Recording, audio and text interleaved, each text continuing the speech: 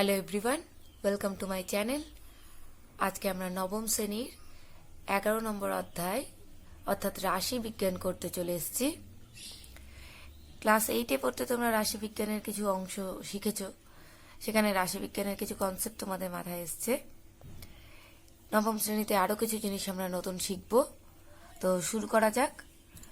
প্রথমে আমি বই থেকেই আগে উদাহরণের মাধ্যমে কিছু রাশিবিজ্ঞানের কিছু টার্ম সম্বন্ধে বলি, মানে কিছু সংজ্ঞা আমরা এখান থেকে শিখব। সবার আগে এইরকম একটা টেবিল দেওয়া তোমরা নবম শ্রেণীতেও শিখেছ, অষ্টম শ্রেণীতেও শিখেছ। এখানে কি থাকে, যে কোনো পরিবারের, এখানে যেমন দেওয়া আছে একটা গ্রামের কতগুলো পরিবারের দৈনন্দিন খরচ দেওয়া আছে। ঠিক আছে, রাশিবিজ্ঞান মানে এরকম কিছু একটা টেবিল দেওয়া থাকবে যেখানে দৈনন্দিন খরচ, কোনো জিনিসের মূল্য, বা তোমাদের কোনো ছাত্রের মানে কোনো ক্লাসের ছাত্রের ওজন বা তাদের উচ্চতা, এই রকমভাবে একটা টেবিল দিবে। এই যে টেবিল দিবে তাদেরকে বলে হচ্ছে কাঁচা তথ্য, র ডাটা, এগুলোকে বলে কাঁচা তথ্য।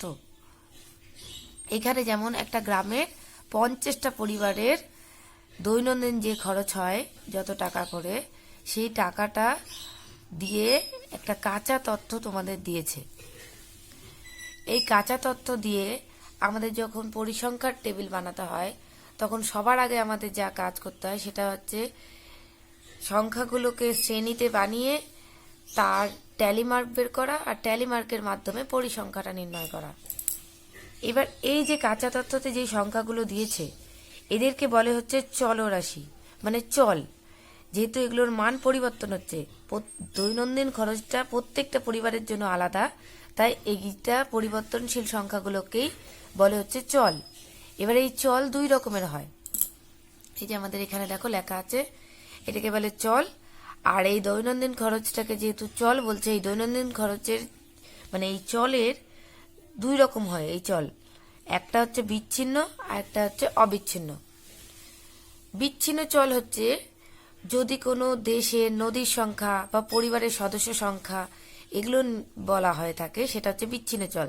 যেমন এখানে প্রত্যেকটা খরচকে আলাদা আলাদাভাবে টুকেছে, প্রত্যেকটা খরচকে আলাদা আলাদাভাবে টুকলে এদেরকে বলে হচ্ছে বিচ্ছিন্ন চল। 75 সংখ্যাটা যতবার আছে তার জন্য 75 লিখেছে, আর যতবার আছে তার জন্য ট্যালিমার্ক গুণে দেখেছে 4 বার আছে, তাই তার পরিসংখ্যা হলো 4।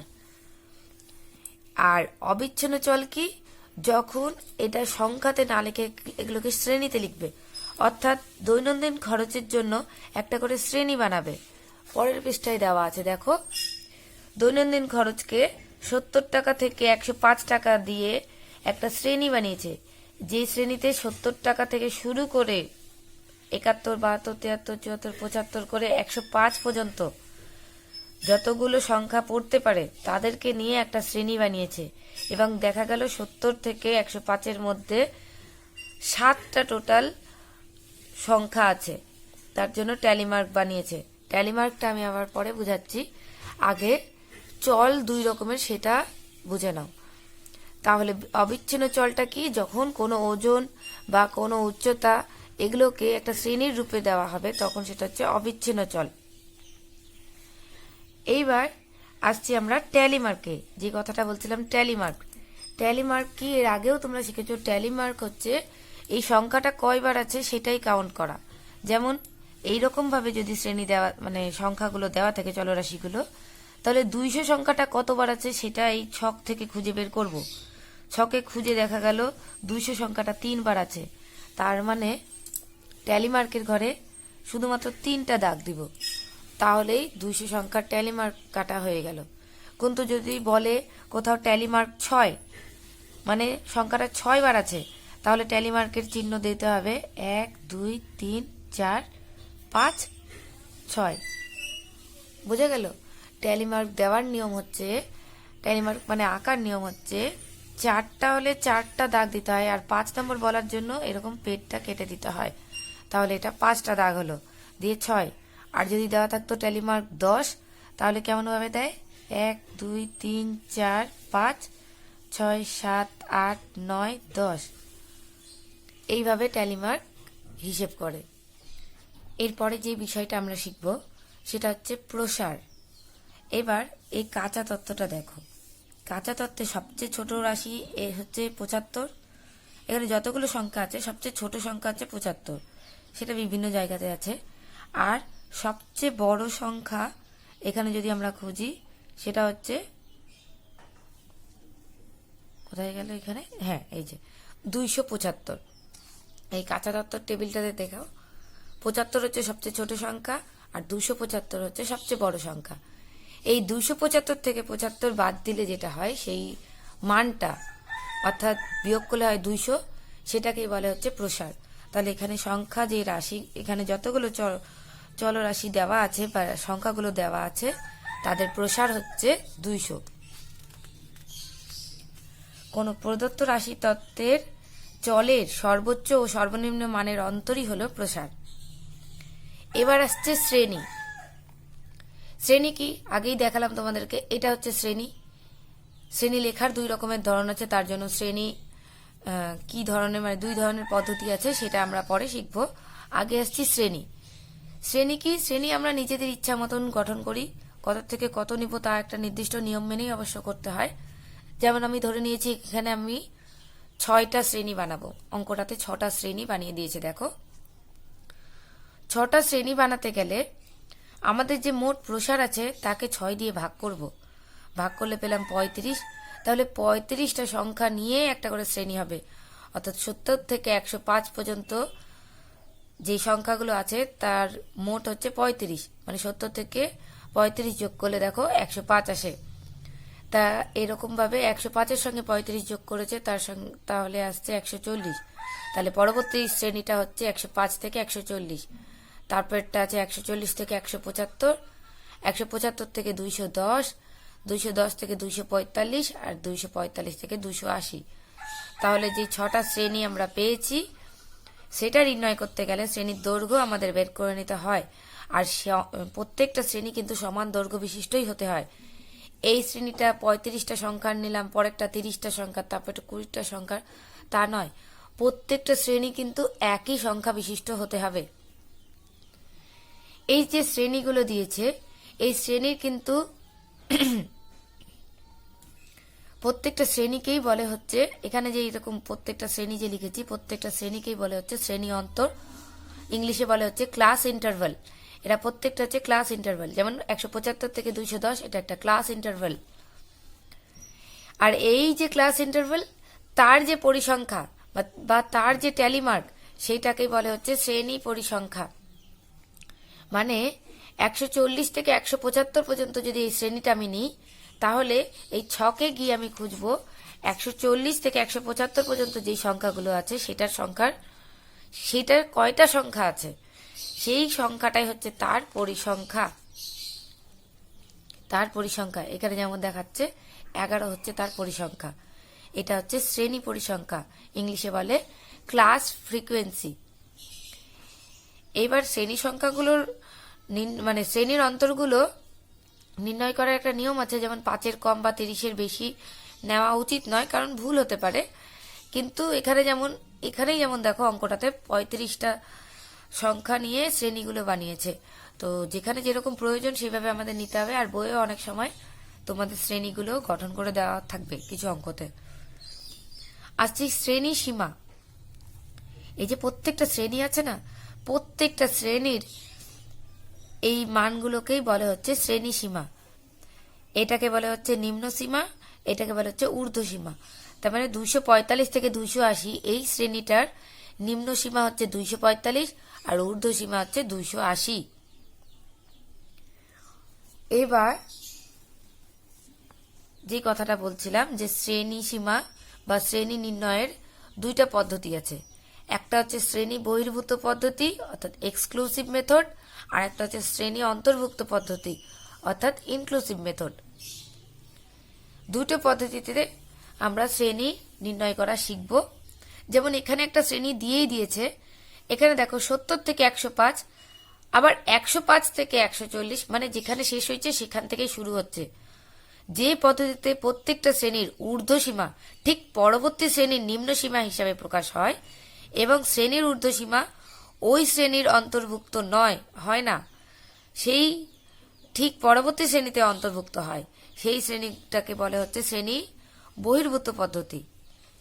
অর্থাৎ শ্রেণীটা গঠন করার সময় যেখানে আগের শ্রেণীটা শেষ হচ্ছে সেখান থেকে পরবর্তী শ্রেণীটা শুরু হবে।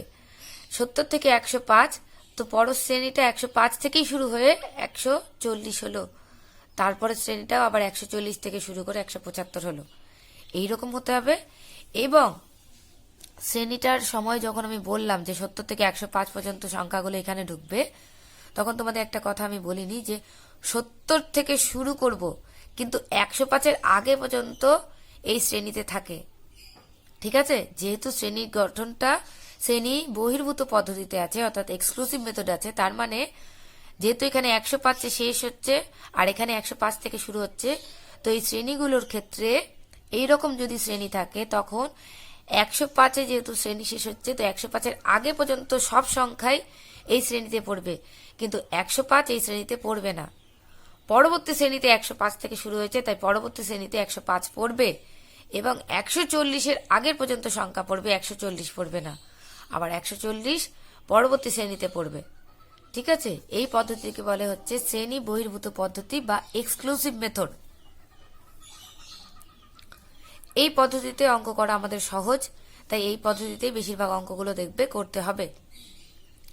আসছে ইনক্লুসিভ মেথড, যেখানে আমাদের শ্রেণীটা শুরু হচ্ছে দেখো 60 থেকে আর শেষ হচ্ছে 69-এ, পরবর্তী শ্রেণীটা শুরু হচ্ছে 70 থেকে, শ্রেণীটা শেষ হচ্ছে 79-এ, তারপরে শ্রেণী শুরু হচ্ছে 80 থেকে এবং শ্রেণী শেষ হচ্ছে 89-এ। মানে শ্রেণীগুলো এমনভাবে শেষ হচ্ছে যে পরবর্তী শ্রেণীর পদটা আর এই শ্রেণীর পদটার মধ্যে তফাৎ থেকে যাচ্ছে, অর্থাৎ এখানে 69-এ শেষ হচ্ছে আর 70 থেকে পরবর্তী শ্রেণী শুরু হচ্ছে, যেখানে শেষ হচ্ছে সেখানে শুরু হচ্ছে না, মাঝখানে একটা সংখ্যার গ্যাপ হচ্ছে। এই যে শ্রেণী, এই ধরনের শ্রেণীগুলোকে বলা হচ্ছে ইনক্লুসিভ মেথডের শ্রেণী। এই শ্রেণীগুলোতে ঊর্ধ্বসীমা মানে এক শ্রেণীর ঊর্ধ্বসীমা আর নিম্নসীমা পরবর্তী শ্রেণীতে কোনোভাবেই ইনক্লুড হচ্ছে না, এরা প্রত্যেকটাই আলাদা আলাদা শ্রেণী। এইভাবে যদি শ্রেণী দেওয়া থাকে তখন আমাদেরকে শ্রেণীটাকে শ্রেণীর সীমানাতে নিয়ে যেতে হবে, তবেই অঙ্ক করা সম্ভব হয়। এইভাবে ডিরেক্ট শ্রেণী দিলে আমরা অঙ্কগুলো করতে পারি না, শ্রেণীগুলোকে চেঞ্জ করে নিতে হবে। তার জন্য আসবে শ্রেণী সীমানা। ইনক্লুসিভ মেথডে কোনো যদি ছক দেওয়া থাকে, মানে কোনো রাশিবিজ্ঞানের এরকম টেবিল দেওয়া থাকে যেটা ইনক্লুসিভ মেথডে আছে, তখন আমাদেরকে এই শ্রেণীগুলো থেকে শ্রেণী সীমানা বের করে নিতে হবে। এবার শ্রেণী সীমানা কি? এই যে দুটো সংখ্যার মধ্যে ফাঁক থেকে যাচ্ছে সেই ফাঁকটাকে দূর করা। এখানে 69 আর 70, অর্থাৎ একটা সংখ্যার ফাঁক, এই একটা সংখ্যার ফাঁককে কিছু সংখ্যা যোগ এবং কিছু বিয়োগ করে দুটো শ্রেণীকে মানে তার এক্সক্লুসিভ মেথডে নিয়ে আসা, সেটাই হচ্ছে শ্রেণী সীমানা। কি করে করে? শ্রেণী সীমানা করার জন্য নিম্ন সীমার সঙ্গে d/2 বিয়োগ আর ঊর্ধ্ব সীমার সঙ্গে d/2 যোগ করতে হয়। এবার এই ডিটা কি? ডি হচ্ছে তাদের মধ্যে অন্তর, অর্থাৎ 69 আর 70, তার মানে তাদের মধ্যে অন্তর হচ্ছে 1। 69 থেকে 70-এ যেতে গেলে 1/2 অর্থাৎ 0.5। 0.5 আমি প্রথমের সংখ্যার সঙ্গে বিয়োগ করব আর পরেরটার সঙ্গে যোগ করব। 60-র সঙ্গে 0.5 বিয়োগ করলে হয় 59.5 আর 69-এর সঙ্গে 0.5 যোগ করলে হবে 69.5। এইভাবে প্রত্যেকটা শ্রেণীকে চেঞ্জ করেছি। দেখো প্রত্যেকটা শ্রেণী যে আছে সেটাকে চেঞ্জ করে এখানে শ্রেণীগুলো দাঁড়াও।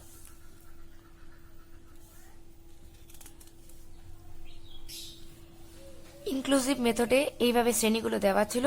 শ্রেণী সীমানা নির্ণয় করলে 0.5 যোগ এইদিকে বিয়োগ আর ওদিকে যোগ করলে শ্রেণীগুলো যেটা চেঞ্জ হয়ে যাবে সেটা হচ্ছে 59.5 থেকে 69.5। এখানে 0.5 বিয়োগ করেছি, এখানে 0.5 যোগ করেছি। পরেরটা তাহলে কত হবে? 69.5 থেকে 79.5। এটা তাহলে কি হবে 79.5 থেকে 89.5। এইভাবে দেখো 0.5 যোগ আর বিয়োগের মাধ্যমে শ্রেণীগুলো এক্সক্লুসিভ মেথডে চলে আসছে, অর্থাৎ 69.5 এখানে শেষ হচ্ছে, আবার পরের শ্রেণীটা এখান থেকেই শুরু হচ্ছে, 69.5 থেকে শুরু হচ্ছে, 79.5 শেষ হচ্ছে। পরবর্তী শ্রেণীটা 79.5 থেকে শুরু হচ্ছে, 89.5 শেষ হচ্ছে। এইভাবে পরেরটাও 89.5 থেকে শুরু হবে। এইভাবে শ্রেণীগুলোকে শ্রেণী সীমানার মাধ্যমে ইনক্লুসিভ মেথড থেকে এক্সক্লুসিভ মেথডে নিয়ে চলে আসা হয়, তবে অঙ্কগুলো আমরা সহজে করতে পারবো।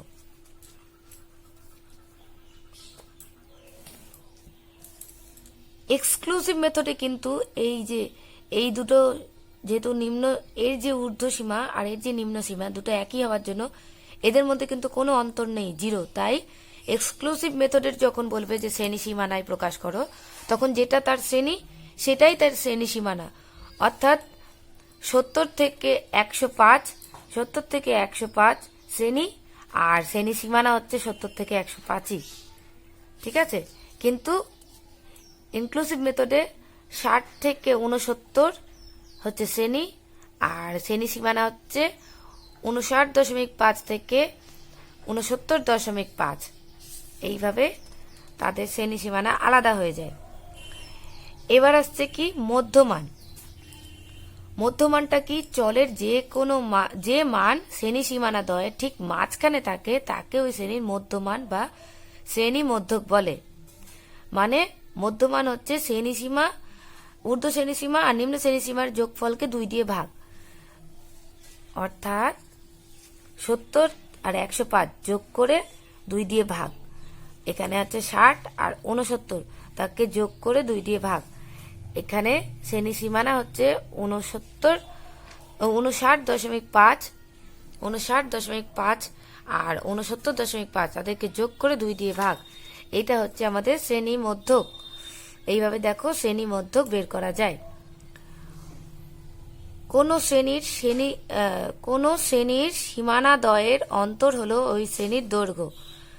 শ্রেণীর যেমন উচ্চ সীমা আর নিম্ন সীমার বিয়োগফল হচ্ছে শ্রেণী দৈর্ঘ্য, তেমন হচ্ছে তার উচ্চ সীমানা আর নিম্ন সীমানার বিয়োগফলও কিন্তু শ্রেণী দৈর্ঘ্যই। যেমন দেখো এর মধ্যমান বের করেছে, মধ্যমান এই দুটোর যোগফল বাই 2ও করতে পারো, বা সীমানা মান দুটোর যোগফল করে তাকে 2 দিয়ে ভাগ করেও বের করতে পারো। দুই ক্ষেত্রেই কিন্তু উত্তর একটাই বেরাবে, মধ্যমান 64.5। আর দৈর্ঘ্য বের করার জন্য শ্রেণী সীমানা, এখানে শ্রেণী সীমানাটা ইউজ করেছে শ্রেণীর দৈর্ঘ্য বের করার জন্য। 69.5 এটা হচ্ছে ঊর্ধ্ব শ্রেণী সীমানা, তার থেকে 59.5 বিয়োগ করে 10 বেরিয়েছে। এবার হচ্ছে মোট পরিসংখ্যা। মোট পরিসংখ্যা কি, এই যে টেবিলটা দিয়েছে, টেবিলের যতগুলো পরিসংখ্যা আছে শ্রেণী পরিসংখ্যা তাদেরকে একসাথে যোগ করে দিলেই হয়ে যাবে মোট পরিসংখ্যা। তো এখানে মোট পরিসংখ্যা বের করেছে, যেহেতু 50টা পরিবারের ছিল পরিসংখ্যা 50ই হবে। এবার এই যে পরিসংখ্যাগুলো বেরিয়েছে, এবার পরিসংখ্যার ঘনত্ব কি সেটা জানি। কোন শ্রেণী বিন্যাসিত রাশি তত্ত্বের কোন শ্রেণীর শ্রেণী পরিসংখ্যা ও ওই শ্রেণীর শ্রেণী দৈর্ঘ্যের অনুপাতকে ওই শ্রেণীর পরিসংখ্যা ঘনত্ব বলা হয়। অর্থাৎ এই যে 70 থেকে 105 শ্রেণীটা নিয়েছে, এই যে 70 থেকে 105 শ্রেণীটা নিয়েছে, তার পরিসংখ্যা হচ্ছে 7 আর তার দৈর্ঘ্য হচ্ছে 35। 7কে 35 দিয়ে ভাগ করলে বেরাচ্ছে 0.2 হচ্ছে তার পরিসংখ্যান ঘনত্ব। এই শ্রেণীর পরিসংখ্যান ঘনত্ব হচ্ছে 0.2। এইবার কোন শ্রেণী বিন্যাসিত রাশিতত্ত্বের কোন শ্রেণীর শ্রেণী পরিসংখ্যা ও মোট পরিসংখ্যার অনুপাতকে ওই শ্রেণীর আপেক্ষিক পরিসংখ্যা বলে। অর্থাৎ 70 থেকে 105 যদি শ্রেণীটাই নিই, 70 থেকে 105 শ্রেণীর পরিসংখ্যা হচ্ছে 7 আর মোট পরিসংখ্যা কত 50। তো 7কে 50 দিয়ে ভাগ করলে পাওয়া যাবে হচ্ছে আপেক্ষিক পরিসংখ্যা। 7কে 50 দিয়ে ভাগ করে আপেক্ষিক পরিসংখ্যা পেয়েছে 0.14। তাহলে শ্রেণীর আপেক্ষিক পরিসংখ্যা কি, উক্ত শ্রেণী পরিসংখ্যা বাই মোট পরিসংখ্যা। এইবার এই আপেক্ষিক পরিসংখ্যাকে যদি শতকরায় প্রকাশ করা হয় তবেই তাকে বলা হয় পরিসংখ্যার শতকরা হার। মানে পার্সেন্টেজ ফ্রিকোয়েন্সি। সেটা কি, এই যে 7/50 ছিল, উক্ত শ্রেণীর পরিসংখ্যাকে মোট পরিসংখ্যা দিয়ে ভাগ করেছিলাম, সেটার সঙ্গে যদি 100 গুণ করে দিই তাহলেই হয়ে যাচ্ছে পরিসংখ্যার শতকরা হার। এবার রাশিবিজ্ঞানের এতদূর পর্যন্ত আমি যেই সব বিষয়গুলো বুঝালাম, প্রথমে যেই ছকটা দিয়েছে সেখানে শুধুমাত্র পরিসংখ্যা মানে বিচ্ছিন্ন চল দিয়ে তার পরিসংখ্যা বের করা শিখিয়েছে, ট্যালি মার্ক বের করা শিখিয়েছে।